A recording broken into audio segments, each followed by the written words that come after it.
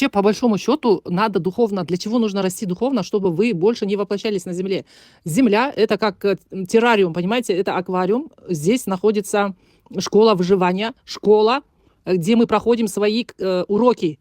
Понимаете, да? Колесо сансары, понимаете, наверное, что это такое? Синтетическая матрица. Архонты создали над нами, вообще над землей есть. Мы живем в матрице, надо стараться духовно расти. Для чего? Чтобы выйти из этой матрицы, понимаете, да? Мы не согласны, вот они правила придумали, вот ты рождаешься, ты должен получить прививки, потом садик, где тебя дрессируют, потом школа, где тебя обучают, бог есть чему, предметы, которые не нужны вообще некоторым людям, понимаете? Потом институт, и человек работает до 65 лет. Это все законы матрицы.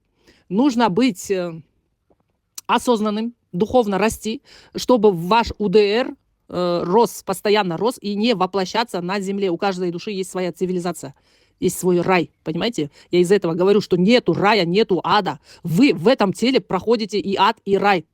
Это ваше сознание. Вот как вы воспринимаете мироздание, так и будет ваша реальность выстраиваться. Каждый человек — это центр Вселенной. Вы как личность, как дух, вы центр Вселенной. Все крутится вокруг вас. И для каждого человека, и каждый человек в этом чате, он центр Вселенной. Все крутится вокруг вас. Дух чист. Каждый человек выстраивает свою реальность сам. Чем? Мыслями. Мысли — это энергия. Энергия. Вы когда думаете о негативном, когда вы жалуетесь, когда вы ноете, когда вы... Я вот выше, у меня есть я говорила про это аудио, я всегда говорю новеньким, пожалуйста, прослушайте все аудио, которые есть сначала, с самого начала надо прослушать, вот немножко у вас будет понимание мироздания, понимаете? Вы создаете свою реальность, вот нытики, кто жалуется, кто негативщики, они всю жизнь будут жаловаться, и они живут в аду.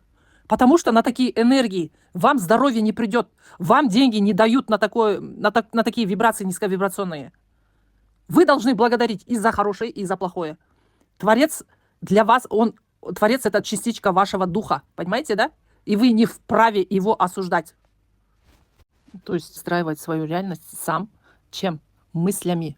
То есть не Творец частичка, а вы, ваш дух, частичка Творца. Понимаете, да? И почему я всегда говорю, вы должны себя чувствовать, вы должны себя вести как Творец. Джаратуша сяхты. Вы Творец, вы творите свою реальность. Ребята, надо в это поверить. А вера делает очень большие дела. Когда вы в себя поверите, это такая мощь, это такая работа делается на тонком плане, когда вы в себя поверите. Каждый человек, у которого есть дух, это частичка Творца, он может делать все. Нету сверхлюдей. Я такой же человек, как вы. Хасиет есть у каждого.